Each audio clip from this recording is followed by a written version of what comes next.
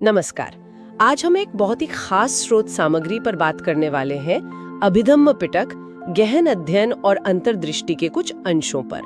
चलिए सीधे मुद्दे पर आते हैं। अभिधम्म पिटक, ये नाम ही काफी गंभीर लगता है। आखिर ये है क्या? जी, ये बौद्ध शिक्षाओं का एक, आप कह सकते हैं, काफी गहरा और विश्लेषणात्मक हिस्सा है।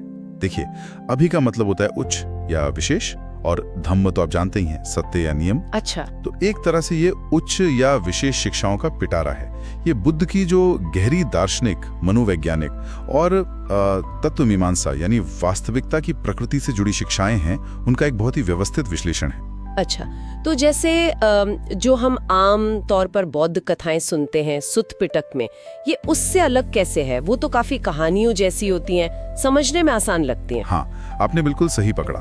सुत्त पिटक में क्या होता है कि सिद्धांतों को समझाने के लिए कहानियों, रूपकों और संवादों का इस्तेमाल होता है। वो दिल को छूता है। लेकिन अभिधम्म का तरीका बिल्कुल अलग है। अलग मतलब ये कोई कहानी नहीं सुनाता, ये ज्यादा एक जैसे कोई वैज्ञानिक विश्लेषण कर रहा हो वैसा है। ये मन कैसे काम करता है, पदार्थ क्या है, चेतना का हर एक क्षण और उनके बीच जो कारण कार्य का जाल है, उसकी बहुत बारीक, तकनीकी और बिल्कुल व्यवस्थित व्याख्या करता है। इसका मकसद है हमारे हर अनुभव को, चाहे वो सुख का हो या दुख का, उसको उसके सबसे बुनियादी रूप परम सत्य तक खोल कर देखना। परमथ धम्मा कहते हैं इसे। परम सत्य तक खोल कर देखना, ये तो काफी गहरा लग रहा है सुनने में। तो इसका असल उद्देश्य क्या है? मतलब इस तरह के विश्लेषण से हासिल क्या करना चाहते हैं? देखिए, इसका जो मुख्य उद्देश्य है वो है मन की असल बनावट और काम करने के तरीके को समझना। ये मन काम कैसे करता है, हमारे अंदर जो दुख है, जो मानसिक पीड़ा है, उसका असली जड़ कारण क्या है, और फिर उससे पूरी तरह मुक्त कैसे हुआ जा सकता है। अच्छा, ये एक तरह से मन का पूरा नक्शा बनाने जैसा है, उसके हर पुर्जे को समझने जैसा। इसीलिए पारंपरिक तौर पर जो अनुभवी भिक्षु होते हैं या ध्यान सिखाने वाले गुरु हैं, वो इसका इस्तेमाल गहरी समझ, मतलब विपश्यना, विकसित करने के लिए करते आए हैं। ठीक है, तो इस पूरे विश्लेषण की नींव क्या है? वो कौन से बुनियादी तत्व हैं जिनमें ये हर अनुभव को तोड़कर देखता है? आपने परमथ धम्म कहा था अभी। हाँ, बिल्कुल, वही अभिधम्म का केंद्र बिंदु है।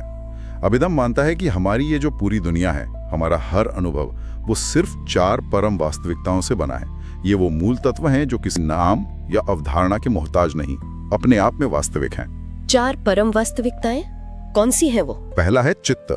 चित्त यानी चेतना, मन का वो हर एक क्षण जो जानने का, अनुभव करने का काम करता है, बस वो जानने वाला अंश। जानने वाला अंश, ठीक है। दूसरा है चेतसिक, ये है मानसिक कारक। ये चित्त के साथ ही पैदा होते हैं और इसे रंग देते हैं, जैसे खुशी, दुख, ध्यान, गुस्सा, इच्छा, करुणा, विश्वास, ऐसी बहुत सारी चीजें।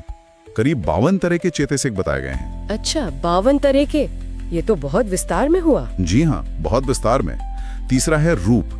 रूप यानी भौतिक पदार्थ। इसमें हमारा ये शरीर, हमारी आंख, कान, नाक जैसी इंद्रियां और बाहर की दुनिया की सारी भौतिक चीजें आ जाती हैं। और चौथा? और चौथा है निब्बान। ये परम मुक्ति की अवस्था है।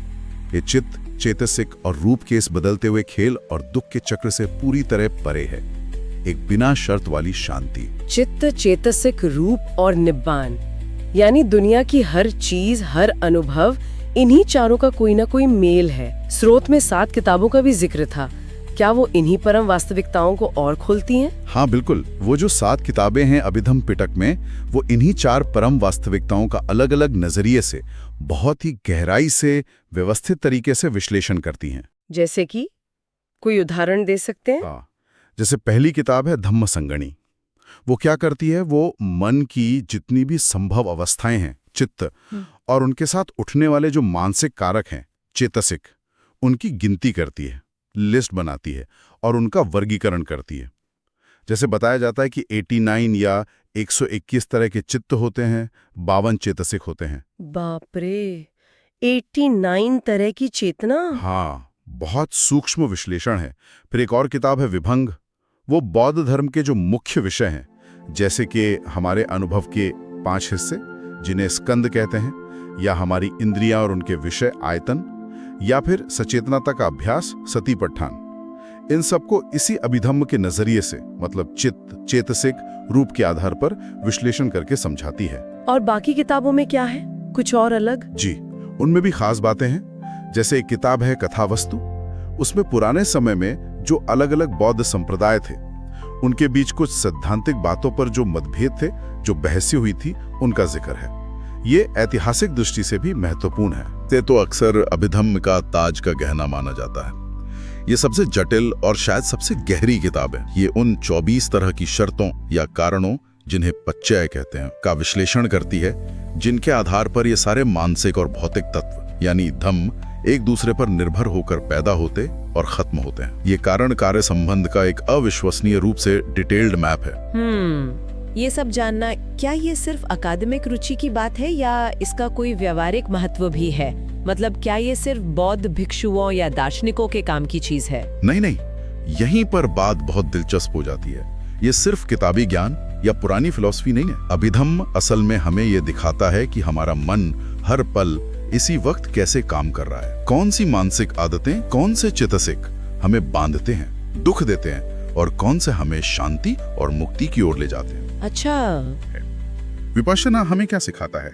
यही कि जिसे हम मैं, मेरा, अपनी पहचान समझते हैं, वो असल में स्थायी कुछ नहीं है, बल्कि लगातार बदलते हुए चित्त, चैतसिक और रूप का एक प्रवाह मात्र है। तो ये पारंपरिक सत्य जैसे मैं कुर्सी पर बैठी हूँ और परम सत्य जैसे ये सिर्फ बदलते हुए रूप और चित्त चेतसिक है, इनके बीच फर्क करने में मदद करता है। हाँ बिल्कुल, पारंपरिक सत्य व्यवहार के लिए जरूरी है, हम दुनिया में जीते हैं उसी के सहारे, लेकिन परम सत्य हमें चीजों की असली प्रकृति दिखाता है।